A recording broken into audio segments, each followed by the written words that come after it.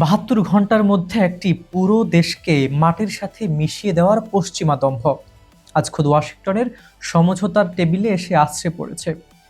২ বছর আগেও যা ছিল অবাস্তব, আজ তাই বাস্তব। মার্কিন এবং ইসরায়েলি বাহিনীর ইতিহাসের অন্যতম ভয়াবহ বোমাবর্ষণের মুখে দাঁড়িয়েও কিভাবে টিকে রইল ইরান? ৩,৫০০ প্রাণের বিনিময়ে তেহরান কি আসলেই জিতে নিল একবিংশ শতাব্দীর সবচেয়ে বড় ভূ রাজনৈতিক জুয়া, নাকি ধ্বংসস্তূপের নিচে লুকিয়ে আছে অন্য কোনো ভয়ঙ্কর সত্য? একদিকে ট্রাম্পের হরমুজ কার্ডের কাছে আত্মসমর্পণ, অন্যদিকে নিজের আরব প্রতিবেশীদের বুকে ক্ষেপণাস্ত্রের আঘাত। মধ্যপ্রাচ্যের মানচিত্র কি চিরতরে বদলে গেল? আমেরিকার রেজিম চেঞ্জের ব্যর্থ মিশন এবং পরাশক্তির অহংকার গড়িয়ে দেওয়ার ভেতরের আসল গল্পটা আজ আপনাদের জানাবো। সঙ্গেই থাকুন। ২ বছর আগেও যা ছিল সম্পূর্ণ কল্পনাতীত, আজ তাই বাস্তব রূপ নিয়ে বিশ্বমঞ্চে এক চরম ভূরাজনৈতিক ঝাঁকুনি দিয়েছে। ইরান, মার্কিন যুক্তরাষ্ট্র এবং ইসরায়েলের মধ্যকার সরাসরি এবং সর্বাত্মক যুদ্ধ অবশেষে ওয়াশিংটন ও তেহরানের মধ্যে একটি সমঝোতা চুক্তির মাধ্যমে থমকে দাঁড়িয়েছে। উভয় পক্ষই এ রক্তক্ষয়ী ও বিধ্বংসী সংঘাতের শেষে নিজেদের বিজয়ী দাবি করছে। কিন্তু পর্দার আড়ালের সত্যটা অনেক বেশি জটিল ও বেদনাদায়ক। আল জাজিরার একটি অনুসন্ধানী রিপোর্টে উঠে এসেছে এই যুদ্ধের আদ্যোপান্ত, যেখানে স্পষ্ট যে এই সংঘাতের বৈশ্বিক অর্থনৈতিক ও রাজনৈতিক প্রভাব দীর্ঘস্থায়ী হতে চলেছে। মার্কিন ও ইসরায়েলি বাহিনীর ইতিহাসের অন্যতম ভয়াবহ বোমাবর্ষণের মুখে পড়েও ইরান যেভাবে টিকে রইল তা অনেক সামরিক বিশ্লেষককে নতুন করে ভাবতে বাধ্য করেছে। এই যুদ্ধ কেবল মধ্যপ্রাচ্যের মানচিত্রকেই বদলে দেয়নি, বরং বিশ্বশক্তির ক্ষমতার অহংকারকেও এক বড়সড় প্রশ্নের মুখে দাঁড় করিয়ে দিয়েছে। আমেরিকার রেজিম চেঞ্জের ব্যর্থ মিশন।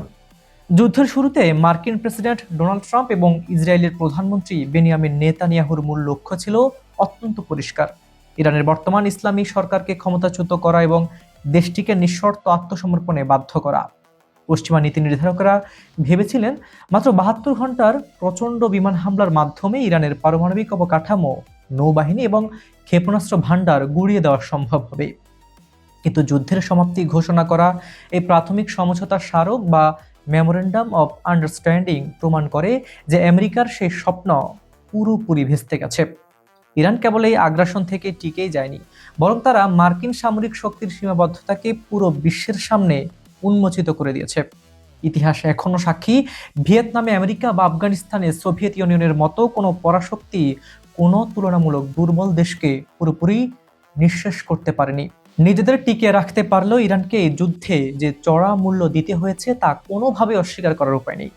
মার্কিন ও ইসরায়েলি বাহিনীর নির্মম অবিরাম বিমান হামলায় ইরানের অবকাঠামো সম্পূর্ণ ভেঙে পড়েছে এবং সরকারি হিসাব মতে প্রায় ৩,৫০০ জন ইরানি নাগরিক প্রাণ হারিয়েছেন, আহত হয়েছেন আরো হাজার হাজার মানুষ।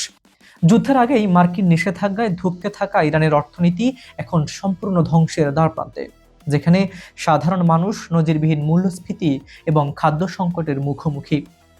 দেশের ভেতরে সাধারণ মানুষের ক্ষোভ এবং জীবনযাত্রার তীব্র সংকট এখন বর্তমান সরকারের জন্য সবচেয়ে বড় চ্যালেঞ্জ হিসেবে আবির্ভূত হয়েছে।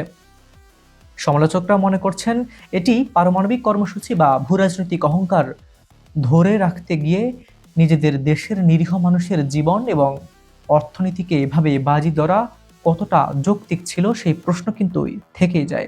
পশ্চিমা শক্তির ধারণা ছিল যুদ্ধের ধাক্কায় ইরানের ভেতরের অভ্যন্তরীণ রাজনৈতিক অসন্তোষ ও বিক্ষোভ আরো তীব্র হবে এবং সরকার পতনের পথ সুগম হবে। কিন্তু বাস্তবে ঘটেছে তার ঠিক উল্টোটি।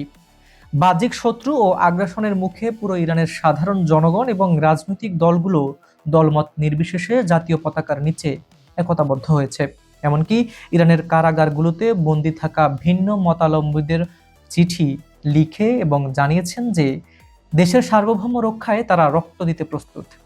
এ জাতীয় সংহতি এবং বিদেশি শক্তির হুমকির মুখে মাথা নত না করার কৌশলগত সংস্কৃতি ইরানকে মানসিকভাবে এই যুদ্ধে টিকিয়ে রেখেছে। তেহরানের বিশ্লেষকদের মতে বিশ্ব অর্থনৈতিক পরাশক্তি এবং দুটি পারমাণবিক শক্তিধর দেশের যৌথ আক্রমণ প্রতিহত করে চুক্তি টেবিলে বসতে বাধ্য করাই ইরানের সবচেয়ে বড় কৌশলগত বিজয়। এই যুদ্ধের মাধ্যমে ইরান বিশ্ব অর্থনীতির সবচেয়ে সংবেদনশীল শিরা অর্থাৎ হরমুজ প্রণালীর উপর নিজের একচ্ছত্র নিয়ন্ত্রণ এবং ক্ষমতা প্রদর্শন করেছে, যা আগে কখনো এই মাত্রায় দেখা যায়নি। মার্কিন প্রেসিডেন্ট ডোনাল্ড ট্রাম্প যেখানে দাবি করেছেন হরমুজ প্রণালী কোনো শুল্ক ছাড়াই চিরকালের জন্য উন্মুক্ত থাকবে, সেখানে বাস্তব চিত্র হলো ইরান যে কোনো মুহূর্তেই জলপথ স্থবির করে দেওয়ার ক্ষমতা অর্জন করেছে। ইরানের নৌবাহিনীর ছোট ছোট মস্কুইটো ফ্লিট বা দ্রুতগামী নৌযানগুলো খুব সহজেই পারস্য উপসাগরে যে কোনো আন্তর্জাতিক বাণিজ্যিক জাহাজের গতিপথকে ব্যাহত করতে পারে। এর ফলে আন্তর্জাতিক বীমা কোম্পানিগুলো এই রুটে চলাচলকারী জাহাজের বীমা করতে অস্বীকৃতি জানাচ্ছে, যা বিশ্ববাজারে জ্বালানি তেলের দামকে নিমিষেই $120 বা তার উপরে নিয়ে যেতে পারে। যুদ্ধের টেবিল থেকে ট্রাম্পকে সরিয়ে এই সমঝোতায় আনতে ইরান এই হরমুজ কার্ড সবচেয়ে কার্যকরী ভূমিকা পালন করছে। ইরানের টিকে থাকার এই লড়াইয়ে সবচেয়ে বেশি ক্ষতিগ্রস্ত হয়েছে তার নিজের প্রতিবেশী দেশগুলো, যা 2 বছর আগেও কেউ কল্পনা করতে পারত না। মার্কিন ঘাঁটি ও সম্পদকে লক্ষ্যবস্তু করার অজুহাতে ইরান উপসাগরীয় সহযোগিতা পরিষদের অন্তর্ভুক্ত 9টি দেশে সরাসরি ক্ষেপণাস্ত্র ও ড্রোন হামলা চালায়। জিসিসি-ভুক্ত দেশগুলোর দাবি, ইরানের এই হামলায় তাদের বহু বেসামরিক স্থাপনা ও তেল ক্ষেত্র ক্ষতিগ্রস্ত হয়েছে, যা সমগ্র অঞ্চলের নিরাপত্তাকে হুমকির মুখে ফেলেছে। ইরানের এই আগ্রাসী নীতির কারণে তারা আরব প্রতিবেশীদের সাথে কূটনৈতিক সম্পর্ক এক অভূতপূর্ব ফাটলের মুখে পড়েছে এবং জিসিসি একযোগে ইরানের এই আচরণের তীব্র নিন্দা জানিয়েছে। যুদ্ধ পরবর্তী সময়ে ইরানের এই জন্য সবচেয়ে বড় পরীক্ষা হবে তার নিজের ঘরের কাছের এই প্রতিবেশীদের সাথে নষ্ট হওয়া বিশ্বাস ও সম্পর্ক পুনর্গঠন করা। ইরানের প্রধান অর্জনসমূহ রেজিম চেঞ্জ বা সরকার পতন রুখে দেওয়া, হরমুজ প্রণালীর ওপর নিয়ন্ত্রণ প্রতিষ্ঠা, আমেরিকার সামরিক শক্তির সীমাবদ্ধতা প্রকাশ। ইরানের প্রধান ক্ষতিসমূহ ৩,৫০০-এর বেশি বেসামরিক ও সামরিক নাগরিকের মৃত্যু, জাতীয় অর্থনীতি সম্পূর্ণ দেউলিয়াত্ব ও তীব্র মূল্যস্ফীতি, উপসাগরীয় প্রতিবেশী দেশগুলোর সাথে সম্পর্কের চরম অবনতি। এই যুদ্ধ মধ্যপ্রাচ্যে আমেরিকার দীর্ঘদিনের বিশ্বস্ত আরব মিত্রদের চোখ খুলে দিয়েছে এবং মার্কিন নিরাপত্তার গ্যারান্টির ওপর এক বিরাট প্রশ্ন চিহ্ন এঁকে দিয়েছে। জিসিসি দেশগুলোর সবচেয়ে বড় ক্ষোভের জায়গা হলো মার্কিন যুক্তরাষ্ট্র তাদের সাথে কোনো প্রকার আলোচনা বা পরামর্শ না করেই ইরানের বিরুদ্ধে এই যুদ্ধযাত্রা করেছিল, যার খেসারত দিতে হয়েছে আরব দেশগুলোকে। আরব দেশগুলো বুঝতে পেরেছে যে এই অঞ্চল মোতায়েন করা মার্কিন সামরিক ঘাঁটিগুলো আসলে তাদের সুরক্ষার জন্য নয়, বরং কেবলমাত্র ইসরায়েলের স্বার্থ রক্ষার জন্য তৈরি। ফলস্বরূপ কাতার, সৌদি আরব এবং তুরস্কের মতো আঞ্চলিক পরাশক্তিগুলো এখন ওয়াশিংটনের ওপর একক নির্ভরতা কমিয়ে এক স্বাধীন কূটনীতির দিকে ঝুঁকে যাচ্ছে। তারা এখন নিজেদের প্রতিরক্ষার জন্য পাকিস্তান, দক্ষিণ কোরিয়া বা নিজস্ব সামরিক শিল্প গড়ে তোলার মাধ্যমে কৌশলের বৈচিত্র্যকরণ করছে। পশ্চিমা গণমাধ্যমগুলো যেভাবে ইরানকে একটি ভঙ্গুর ও একনায়কতান্ত্রিক রাষ্ট্র হিসেবে প্রচার করে, এই যুদ্ধ সেই ধারণাকেও কিছুটা ধাক্কা দিয়েছে। ইরানের বর্তমান সরকারের স্পিকার কালিবব, সংস্কারপন্থী প্রেসিডেন্ট পেজেশকিয়ান এবং পররাষ্ট্রমন্ত্রী আরাঘচির মতো ভিন্ন ভিন্ন মতাদর্শের নির্বাচিত প্রতিনিধিদের একযোগে কাজ করার প্রক্রিয়াটি একটি প্রাতিষ্ঠানিক ভারসাম্য প্রদর্শন করে। যদিও এটি পশ্চিমা ধাঁচের গণতন্ত্র নয়, তবুও এটি উপসাগরীয় অঞ্চলের রাজতন্ত্র বা আমিরাতগুলোর মতো সম্পূর্ণ স্বৈরাচারী ব্যবস্থা নয় বলেই অনেক রাষ্ট্রবিজ্ঞানী মনে করেন। ডোনাল্ড ট্রাম্প এই নেতানিয়াহু ভেবেছিলেন যে ইরানি জনগণ মার্কিন বাহিনীকে স্বাগত জানাবে, কিন্তু ইরানের স্পষ্ট করে দিয়েছে যে তাদের অভ্যন্তরীণ শাসন সংস্কার তারা নিজেরাই করবে এবং এর জন্য কোনো বিদেশি আগ্রাসন বা মার্কিন প্রেসক্রিপশন তারা মেনে নেবে না। যুদ্ধ যখন অত্যন্ত সংবেদনশীল ও কূটনৈতিক পর্যায়ে পৌঁছায়, তখন ইসরায়েলের প্রধানমন্ত্রী বেনিয়ামিন নেতানিয়াহু মার্কিন প্রেসিডেন্ট ডোনাল্ড ট্রাম্পের নিষেধাজ্ঞা অমান্য করে দক্ষিণ বৈরুতে ভয়াবহ হামলা চালান। নেতানিয়াহু মূলত ওই অঞ্চলে যুদ্ধ দীর্ঘস্থায়ী করতে চান, যাতে তারা নিজের রাজনৈতিক ক্ষমতা টিকে থাকে, যা তাকে ট্রাম্পের চোখে একজন স্পয়লার বা চুক্তি বিনষ্টকারী হিসেবে দাঁড় করিয়েছে।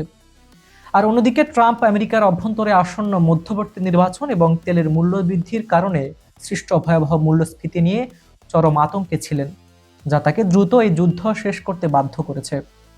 ট্রাম্পের এই রিয়েল স্টেট ব্যবসায়ীর মতো কৌশলগত লেনদেন নীতি এবং ইসরায়েলকে নিয়ন্ত্রণে রাখার চেষ্টা প্রমাণ করে যে মার্কিন যুক্তরাষ্ট্র এই যুদ্ধের অর্থনৈতিক চাপ আর নিতে পারছিল না।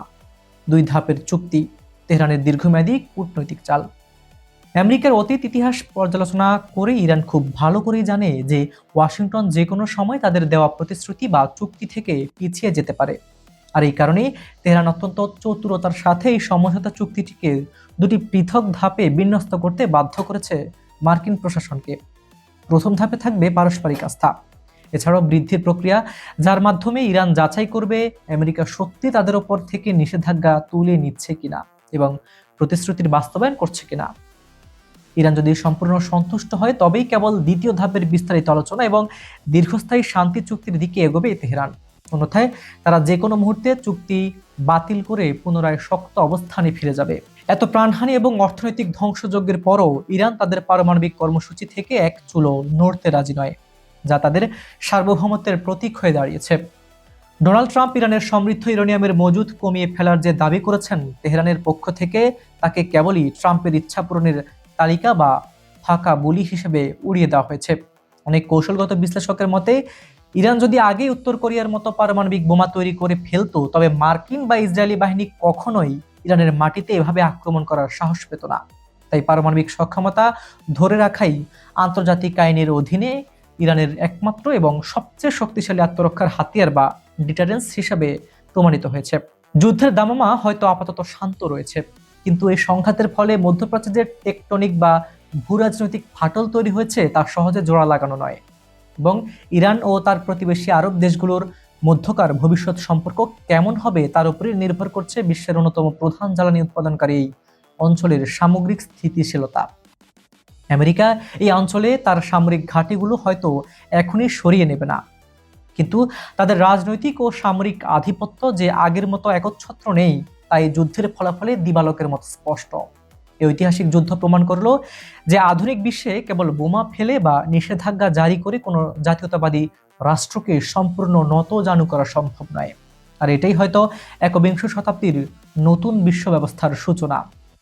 ইতিহাসের পাতা ঘাটলে একটা সত্য বারবার সামনে আসে: পরাশক্তিরা হয়তো আধুনিক অস্ত্রে যুদ্ধে যেতে, কিন্তু কোনো স্বাধীন চেতা জাতি যখন পিঠ দেয়ালে ঠেকিয়ে লড়াই করে, তখন ভূরাজনীতির সব সমীকরণ ওলটপালট হয়ে যায়।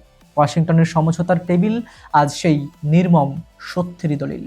৩,৫০০ প্রাণ আর ধ্বংসস্তূপের ওপর দাঁড়িয়ে ইরান হয়তো নিজেকে টিকিয়ে রাখলো, কিন্তু মধ্যপ্রাচ্যের এই নতুন ক্ষত কি আসলেই কোনো শান্তির বার্তা দিচ্ছে, নাকি এটি কেবলই আরো বড় কোনো আসন্ন মহাপ্রলয়ের আগের স্তব্ধতা? উত্তরটা সময়ের হাতে। তবে একটি বিষয় নিশ্চিত, পরাশক্তিদের একচ্ছত্র দম্ভের দিন আজ বুড়িগঙ্গা থেকে দানিউব, কিংবা দানিউব থেকে মিসিসিপি, সবখানেই বড় প্রশ্নের মুখে। সুপ্রিয় দর্শক, আজকের এই ভূরাজনৈতিক দাবার চাল নিয়ে আপনার বিশ্লেষণ কি? ইরান কি আসলেই একবিংশ শতাব্দীর সবচেয়ে বড় জুয়াটি জিতে গেল, নাকি এর পেছনে লুকিয়ে আছে অন্য কোনো রহস্য? আপনার মূল্যবান মতামত অবশ্যই নিচের কমেন্ট বক্সে লিখে জানান। আপনি Bangladesh, Bharat, Pakistan, America, Europe, Ukraine, Brazil, Argentina, Africa, Saudi Arab, Kuwait, Dubai বা মধ্যপ্রাচ্যের যে কোনো প্রান্ত, পৃথিবীর যেখান থেকে আজ খবর সংযোগের সাথে যুক্ত রয়েছেন না কেন, আপনার প্রতিটি মন্তব্য আমাদের জন্য অত্যন্ত গুরুত্বপূর্ণ। আন্তর্জাতিক রাজনীতির এমন রগরগে ও পর্দার আলের এক্সক্লুসিভ খবরের নিয়মিত আপডেট পেতে এখনই চ্যানেলটি সাবস্ক্রাইব করুন এবং বেল আইকনটি চেপে রাখুন। যে কোনো ধরনের বিজ্ঞাপন ও প্রমোশনের জন্য ডেসক্রিপশনে দেওয়া নাম্বারে সরাসরি যোগাযোগ করতে পারেন। আজকের মতো আমি হাবিবুর রহমান নিশান এখানে বিদায় নিচ্ছি। দেখা হচ্ছে খুব শীঘ্রই আন্তর্জাতিক রাজনীতির নতুন কোনো গরম ইস্যু, নতুন কোনো জটিল সমীকরণের চুলচারা বিশ্লেষণ নিয়ে। ততক্ষণ পর্যন্ত সবাই ভালো থাকুন, সুস্থ থাকুন। আল্লাহ হাফিজ।